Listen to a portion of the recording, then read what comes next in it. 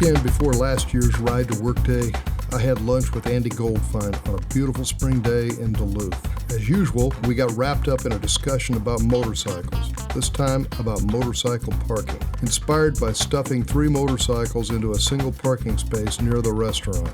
In most cities, putting more than one scrawny motorcycle in a metered space is a serious crime, regardless of the fact that a half dozen bikes might reasonably fit into that space. The parking meter turned 70 in 2005. As you might have guessed, it was invented by an evil Oklahoma genius named Carl McGee.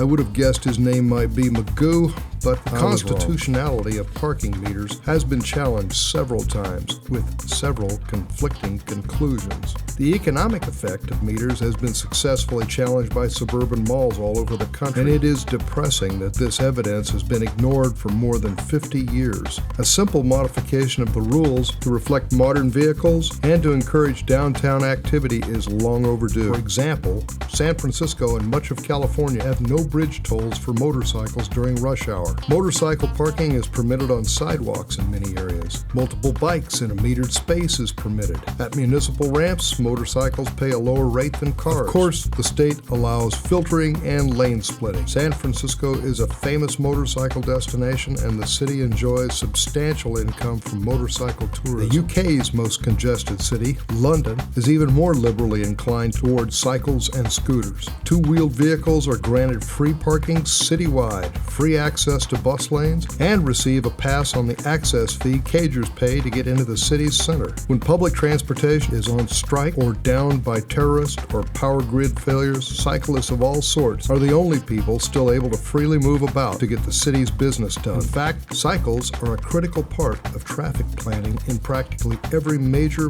European and Asian city. In the U.S., the motivation for parking space law is financial, since parking meters provide an obvious income source for the city. The more spaces they can meter, the more work they generate for themselves, the more jobs they create, and the more buildings they need to house themselves. With that limited worldview, parking meters make sense. A drive through downtown St. Paul and most major city downtown areas after 5 p.m. or on any weekend will demonstrate the flaw in that argument. If you can find any sign of life in the city during those time periods, avoid it. It could be a zombie, vampire, panhandler, or a lonely, pissed-off meter maid. The only safe distance is a long distance. An alternative parking plan could be one that encourages social and economic activity in the city. All of those empty municipal parking lots and spaces could be used to park vehicles, which could be used to transport people and their money near downtown businesses. The more vehicles, the more people and money. Crazy, right? Why would a city try to mimic the tactic that suburban businesses use to draw customers away from cities? With motorcycles, if more than one vehicle is in a metered space, the administrative problem is who gets the ticket when the parking meter expires.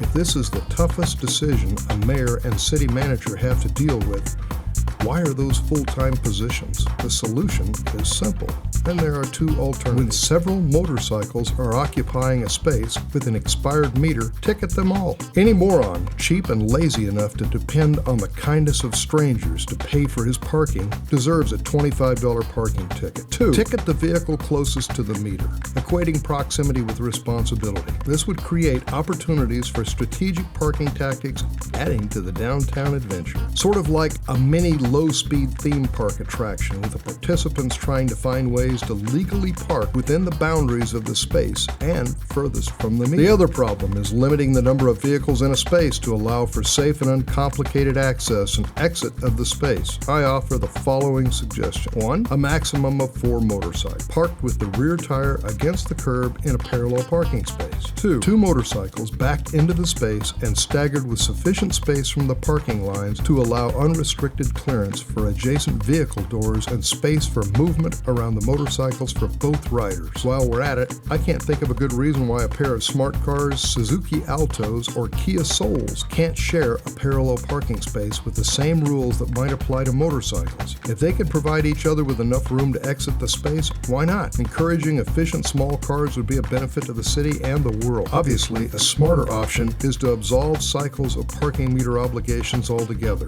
encouraging the low-energy, low real estate usage, high mobility characteristics of two-wheeled vehicles is a smart, modern tactic for any city trying to solve congestion and economic problems. Gazer out back.